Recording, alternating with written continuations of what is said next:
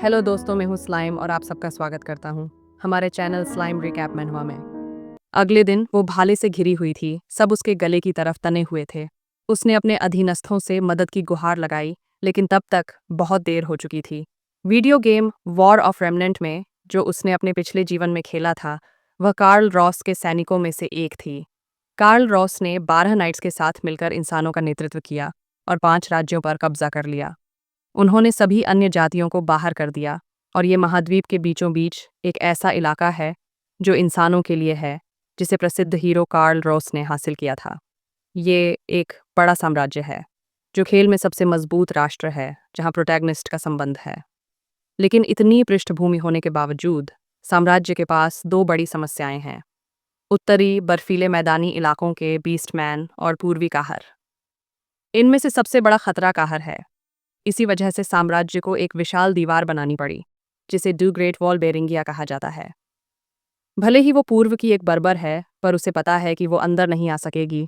वो खुद को याद दिलाती है, मुझे चीज़ों को शांति में लाना होगा। वो अपनी बेल्ट से कुछ निकालती है और एक सफ़ेद झंडा दिखाती है। यह देखो, वह कहती है, और स्थिति को सामान्य करने की कोशिश करती है। हेलेन सैनिकों की तरफ मुड़कर कहती है, दुर्भाग्यवश मैं लड़ने नहीं आई, बल्कि मैं एक पत्र देने आई हूँ। सैनिक एक दूसरे की तरफ देखते हैं। एक आगे बढ़ता है और फ्रेंच में बोलता है, तुम यहाँ आने की हिम्मत कैसे कर सकती हो बर्बर? हेलेन चौंक जाती है। क्या? ये भाषा तो अलग है, वो चौंक कर कहती है। अचानक हेलेन के चारों तरफ से एक अजीब रोशनी घेर लेती है जब वो एक प्राचीन भाषा में बोले गए शब्द सुनती है। रुको, ये क्या हो रहा है? वह सोचती है जब उसे अपने चारों ओर एक अजीब शक्ति महसूस होती है।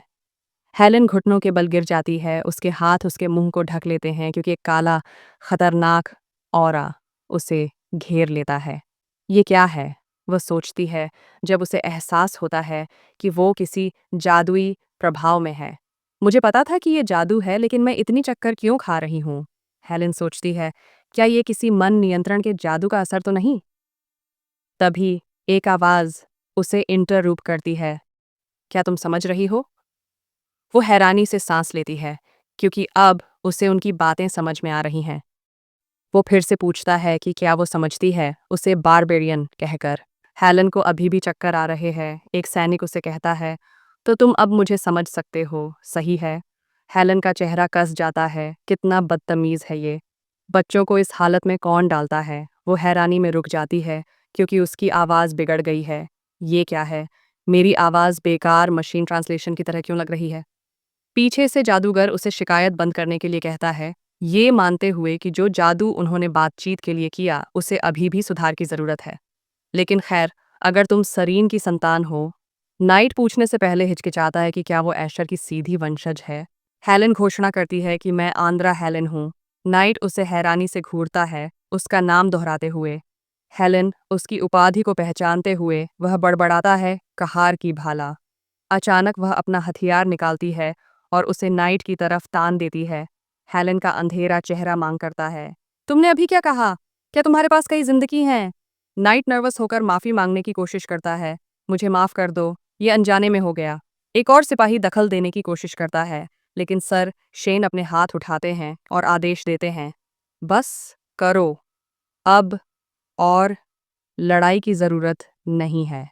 हेलेन तिरस्कार भरी हंसी उड़ाते हुए कहती है, सोचो, तुम कितने खुशकिस्मत हो। शेन अब ज्यादा संयम रखता, फिर रुककर पूछा कि ये काहार की राजकुमारी अकेली यहाँ क्यों आई है।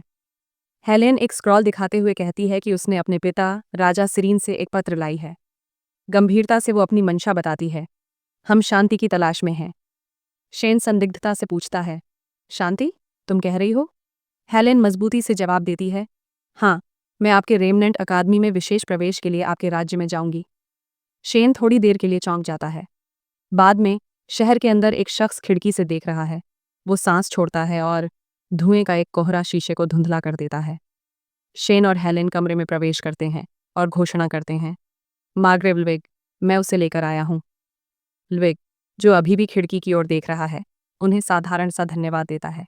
लुविग मुड़कर कहता है कि उसने पहले ही स्थिति का सार सुन लिया है और वह हेलेन को नाम से संबोधित करता है, लेकिन वो ज्यादा स्वागत नहीं कर रहा और हेलेन के लिए अपने सैनिकों को जो एलिजिड परेशानी हुई है उसका जिक्र करता है।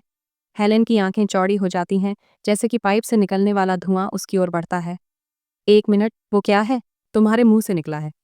विवेक परेशान करने वाली मुस्कान के साथ बोलता है। ओह, क्या ये मना जड़ी बूटी तुम्हें हैरान कर रही है? वो आगे कहता है। अच्छा, ऐसा ही होना चाहिए। कहते हैं कि मना जड़ी बूटियां पूरब में नहीं उगती। थोड़ी देर रुचि लेते हुए हेलेन की भूखी नजरों को देखकर लुविक पूछता है, क्या तुम इसे एक बार चखना चाहोगी? हेलेन तुरंत सिर हिलाती है। धुआं हवा में घूमता है, कमरे को एक शांत धुंध से भर देता है। हेलेन आराम से एक सांस भरती है, पीछे झुककर उस पल का आनंद लेते हुए। वो संतोष से साई करती है। ये तो काफी अच्छा है ना? ये मना जड़ी बूटी इंद्रियों को तेज कर देती है और मन को साफ करता है, लेकिन तंबाकू से कहीं कम नशा होता है। लुविक उसे एक ध्यान से देखता है। लगता है तुम्हें ये सच में पसंद है, वो कमेंट करता है। अगर चाहो तो मैं तुम्हें एक पैक गिफ्ट कर सकता हूँ, वो उदारता से ऑफर करता है। लेकिन क्या तुम ईमानदारी से बोलोगी? लुविक की आवाज में बदलाव आता है, शांति समझौते और ओरहान के पत्र के बारे में, जिसके बारे में तुमने बताया था। उसकी आंखें संदेह से सिकुड़ जाती हैं। क्या ये सब सिर्फ एक चाल नहीं है ग्रेट मैदान पर कब्जा करने के लिए, साम्राज्य की नज़र से दूर? हेलेन की आंखें हैरानी से चौड़ी हो जाती हैं। तुम्हें ये कैसे पता? वो हकलाते हुए कहती है। क्या ये स्पष्ट नहीं है? लुविक आगे झुकता है। तुम अचानक साम्राज्य में आकर बिना किसी वजह या मकसद के शांति की बात कर रहे हो। इससे लगता है कि तुम्हारे पीछे कोई छिपा हुआ मकसद है, जो कहर के लिए फायदेमंद है ना? हेलेन ने साइड किया और उसके कंधे थोड़े झुक गए। तुम तो काफी समझदार हो, है ना? क्या तुमने सब समझ लिया है? वह नर्वसली सोचती है। क्या मुझे अब ईमानदार होना पड़ेगा? वह अपने कोट को कसकर पकड़ती है। हेलेन कहती है कि वह बात करना चाहती है, लेकिन सिर्फ मार्ग्रेव के साथ। लुविक शेन की तरफ देखता है, जो उसके पास चुपचाप खड़ा है। एक पल रुकने के बाद लुविक सिर हिलाता है। ठीक है, मान लिया। पहले हेलेन शुरू होती है जब वो पीछे झुकती है। मना जड़ी बूटियों का धुआं अभी भी हवा में लहराता है। तुम बिल्कुल सही हो शांति, बस एक दिखावा है, वो मानती है। सिरिन ग्रेट मैदान पर कब्जा करने का इरादा रखता है, सेना इकट्ठा करेगा और साम्राज्य पर हमला करेगा। लेकिन अब इस बारे में क्यों बता रही हो? लुविक सवाल करता है। उसकी नजरें तेज हैं। अगर मुझे शांति के छिपे इरादे के बारे में पता होता, तो भी तुम झूठ बोल सकती थी। क्या तुमने अपने पिता को धोखा दिया है? मैंने कभी उसे अपना पिता नहीं माना, हेलेन ठंडे स्वर में जवाब देती है। मना जड़ी बूटियां अभी भी उसके होठों पर लगी हैं। क्या मुझे ऐसा आदमी पसंद आएगा जिसने साम्राज्य में जन्मी मेरी माँ को जबरदस्ती अपनी पत्नी बना लिया? उसकी आवाज गुस्से से कांपती है। लुविक की आंखें चौड़ी हो जाती हैं। तुम्हारी माँ साम्राज्य से थी? ये तो दिलचस्प है, वो सोचते हुए बड़बड़ाता है। तो तुम साम्राज्य के बारे में अच्छे से जानती हो। क्या मैं उसका नाम पूछ सकता हूँ? लुविक पूछता है। मैं नहीं जानती उनके परिवार का नाम, बस इतना पता है कि उसकी बाल सुनहरे थे और आंखें नीली, हेलेन धीरे से कहती हैं। आप उसके परिवार का नाम नहीं जानती? क्या ये समझ में आता है? लुविक की शंका स्पष्ट है।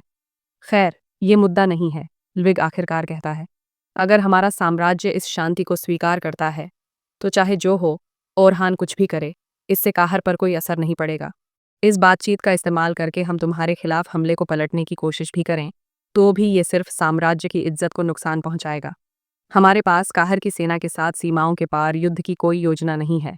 तो तुम मुझसे ये कह रही हो कि मैं तुम्हें स्वीकार कर लूं और बदले में तुम साम्राज्य की मदद करोगे? मना करने से भी साम्राज्य के आक्रमण को रोक नहीं पाएंगे। हेलेन अपनी आवाज में निराशा लेकर स्पष्ट करती है। मुझे समझ नहीं आ रहा, लुविक मानता है। मुझे नहीं पता तुम मदद करने की योजना कैसे बना रही हो। अगर ये साम्राज्य के बदले की खातिर है, तो तुम्हें यहाँ आने की जरूरत नहीं थी। वो आम तौर पर सही होते, राज्य को बड़ी आसानी से ले लिया जाता, लेकिन हालात हाल ही में बहुत तनावपूर्ण हो गए हैं। अगर मैं वहाँ रहती, तो ज्यादा समय तक नहीं बचती, इसलिए मैं यहाँ आई, कुछ हद तक आश्रय की तलाश में।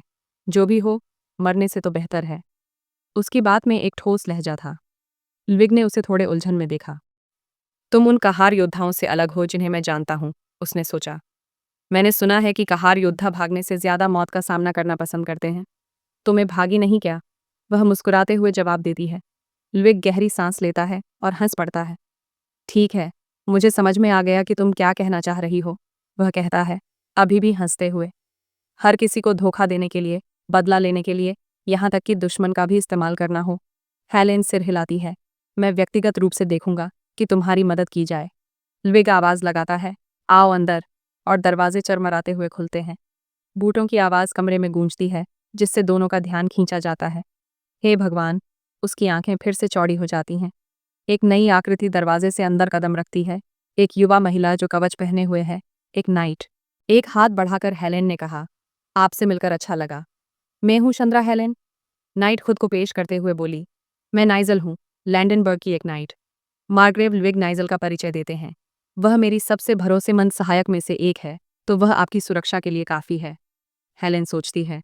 दूसरे शब्दों में, वो मेरी हर हरकत पर नज़र रखेंगी। उसे किसी की ज़रूरत नहीं है जो उसके साथ रहे, यह सोचते हुए मार्ग्रेव लुडविक आगे बढ़ते हैं। खैर, अब जब हमने मदद करने का फैसला कर लिया है और बातचीत को गंभीर दिशा में ले जाते हैं, तुम्हें भी कुछ मामलों में हमारी मदद करनी होगी। सबसे पहले, उस रेमनेंट अकादमी के स्पेशल एडमिशन के बारे में जो तुमने बताया, मैं इसे अपने स्तर से संभाल सकता हूँ, लेकिन इस शांति वार्ता का अंतिम निर्णय सिर्फ सम्राट ही ले सकते हैं। यह बताते हुए कि हेलेन कहार के खतरों के बारे में गवाही देगा। खैर, यह ज्यादा भारी नहीं है, हेलेन ने जवाब दिया, डिप्लोमेटिकली रहने की कोशिश करते हुए। मार्ग्रेव लुइग ने जोड़ते हुए कहा, और दूसरी बात, जोर देकर कहता हूं कि साम्राज्य के भीतर कोई परेशानी मत पैदा करना। इस पर आशावादी होते हुए हेलेन एक साधारण आह के साथ जवाब देती है, लुइग को भरोसा दिलाती हुए, मैं अपनी तरफ से पूरी कोशिश करूंगी। थोड़ी देर बाद हेलेन अपने कमरे में स्ट्रेच करती है। ये बहुत थकाने वाला था, उन सभी बूढ़े लोगों को खुश रखना। वह मन ही मन सोचती है, मुझे लगता है कि मैं यहाँ आने के बाद झूठ बोलने में बेहतर हो रही हूँ।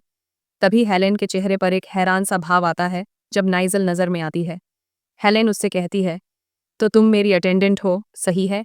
क्या मुझे तुम्हें मैडम बुलाना चाहिए? नाइजल शिष्टता से जवाब देती है, मैडम मेरे लिए बहुत ज्यादा है, कृपया बस मुझे नाइजल कहो, प्रिंसेस एयार। हेलेन मुस्कुराती है, फिर तुम मुझे हेलेन बुला सकती हो, लेकिन एयार का इस्तेमाल करने से दूसरे पश्चिमी लोगों को असहज महसूस हो सकता है। हेलेन पूछती है, तो तुम मेरे सहायक कब तक रहोगे नाइजल? नाइजल उसे भरोसा देता है, जब तक मार्ग्रेव मुझे वापस नहीं बुलाते, मैं तुम्हारी सेवा करता रहूंगा, या जब तक तुम अकादमी से ग्रेजुएट नहीं हो जाती। हेलेन भौहें चढ़ाते हुए कहती है, आह, समझ गई। हालांकि वो पहले एक आदमी थी, लेकिन उसे यह जानकर राहत मिली कि उसका संरक्षक एक औरत थी, ताकि चीजें कम अजीब हों। तो अब मुझे क्या करना चाहिए? हेलेन पूछती है। हमारे पास अभी बहुत समय है, नाइजल जवाब देती है। तो कुछ खास नहीं, तुम्हें बस मेरे साथ एक स्पारिंग मैच करना है। हेलेन हकलाते हुए बोलती है, स्पारिंग मैच? नाइजल बताती है कि भले ही यह एक विशेष प्रवेश हो, तुम्हारे पास रेमनेंट अकादमी में एडमिशन पाने के लिए सही कौशल होना चाहिए। वह जोर देती है कि तुम्हारी बदनामी हमारे यहाँ भी काफ़ी फैली है, पर अगर ये सिर्फ अफवाहें हैं तो ये बेकार होगा। वह जोड़ती है कि इसलिए मार्ग्रेव ने मुझसे यह तुरंत सत्यापित करने को कहा। हेलेन थोड़ा हिचकिचाते हुए पूछता है, क्या हम इस जगह का इस्तेमाल ऐसे ही कर सकते हैं? नाइजल उसे भरोसा दिलाती है, कोई बात नहीं, यह जगह मार्ग्रेव और उनके उत्तराधिकारियों के लिए है, पर क्योंकि उसने हमें यह जगह दी है, अगर हम जल्दी में इसका इस्तेमाल करें तो कोई समस्या नहीं होगी। हेलेन मानती है कि यहाँ के उत्तराधिकारी एक दूसरे के साथ अच्छे से रहते हैं। नाइजल की आवाज़ अचानक बदल जाती है, मार्ग्रेव के सभी बच्चे अब नहीं रहे। अपनी गलती समझकर हेलेन जल्दी से माफ़ी मांगती है, ओह ओह, मुझे खेद है, मुझे ये नहीं कहना चाहिए था। नाइजल समझदारी से उसे बताती है, तुम्हें पता नहीं होगा हेलेन, तो ज़्यादा चिंता मत करो। बस सलाह देती है, बस मार्ग्रेव के सामने इसका जिक्र मत करना। जिस पर हेलेन कहती है, ठीक है। नाइजल अपनी तलवार निकालती है।